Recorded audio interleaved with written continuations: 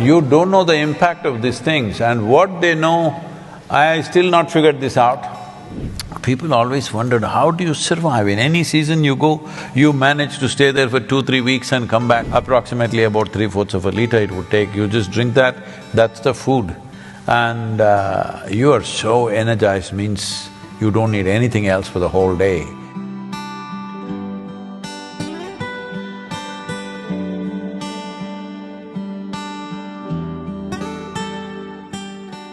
We have forgotten that soil is the greatest and the most complex and sophisticated living system, not on just the planet, in the universe.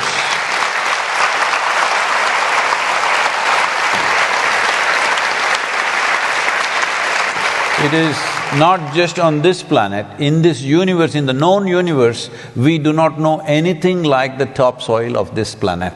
That's how complex and sophisticated it is.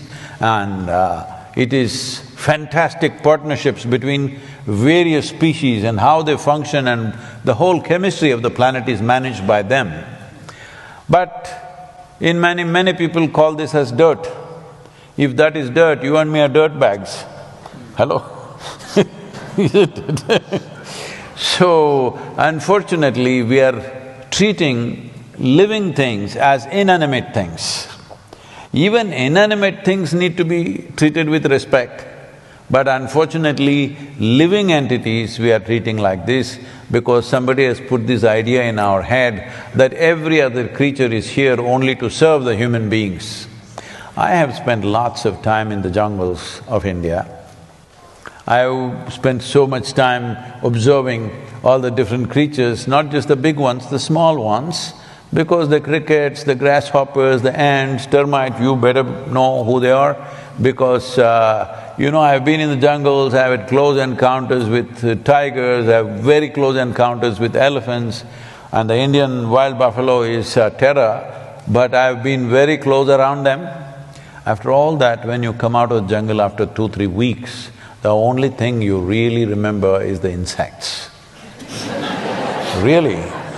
You don't know the impact of these things, and what they know, I still not figured this out. They'll be going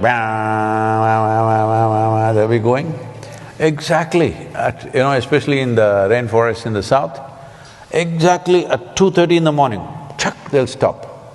Within 30 seconds, another group starts off. They'll go on for hours. Every day, I'm just looking at the watch, exactly at 2:30 in the morning. What are they doing? They know something that you and me have not figured out, all right? I'm saying without a clock, without anything, they know time to the second. How? But they know. As the birds know how to, they got their own GPS, insects got their own time clock. And exactly they know, and if you just observe them, today is going to rain. I am there in the jungle without any equipment, except what I'm wearing, there's nothing else. So, rain is an important part because if it starts raining in these southern Indian jungles, it can rain for 3 days non-stop, okay? So you better find a place where your bones will get wet, it's like that.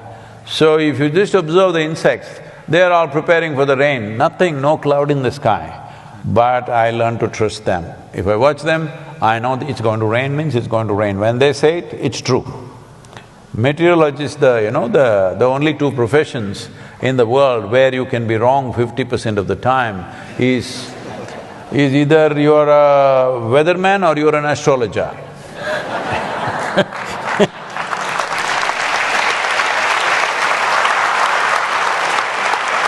I heard that you guys are all soaked in honey. Let me tell you my honey story. Can I tell them a honey story? Yes, please. I'm just like them. I'm listening. I'm enjoying myself. Please, do, go. So when I was getting lost in the jungles of India, the only food that sustained me largely was honey. I ate other things that I don't want to talk to you about, but largely honey. People always wondered, how do you survive? In any season you go, you manage to stay there for 2-3 weeks and come back, how do you do it? Simple, my trick was, normally we were riding a Czech Republic motorcycle at that time, okay? These days everything is sensitive, you can't say anything as it was. You can say Thomas here. So, we were riding a Java or a SD, so it has a petrol tube. Normally you need 7–8 inches of petrol tube, but I always put extra, about 15–16 inches of petrol tube, because it gets hard, you can keep cutting it and putting it on. The rubber gets hard. And this is also for my honey, so when I park the motorcycle in the forest and cover it up with all branches and stuff, I pull off the petrol tube and put it in my pocket and go. So I climb up the tree and the hill, I don't know what kind of honeybees you have here, I have no experience of this. There we have what is called as black bees. They are this big, about 1.5 inches long, and honey is fantastic in the Western Ghats because the variety of vegetation there is probably like no other in the world. The number of species of plants there is like nothing else in the world. So, I go there and these huge hives, they built it on that kind of branch where the sloth bears cannot get. A sloth bear weighs approximately 70 to 85 kilograms. So, the bees are so smart, they will build it in a place where the bear cannot get to it. Just on that kind of branch, where the bear will not be able to go because the branch will bend. So I'm just around little over 70 kilograms. So I crawl up that, go close to it, stick my pipe into the hive and drink it up. I drink up about 3/4 of a liter of honey, and for the day I'm settled, So I just lived on honey for many weeks, and there are tribes called honey shepherds in India, they're called Jenukuruvas. So I went and lived with them, and they just live on honey. Every day, from morning to evening, just their bamboo glasses about this tall, approximately about 3/4 of a liter it would take, you just drink that, that's the food. And you are so energized, means you don't need anything else for the whole day. You're climbing trees, you're doing all kinds of crazy things, but it takes care of you, 1 liter of honey. So I'm just telling you because I heard beekeeping is a big deal here.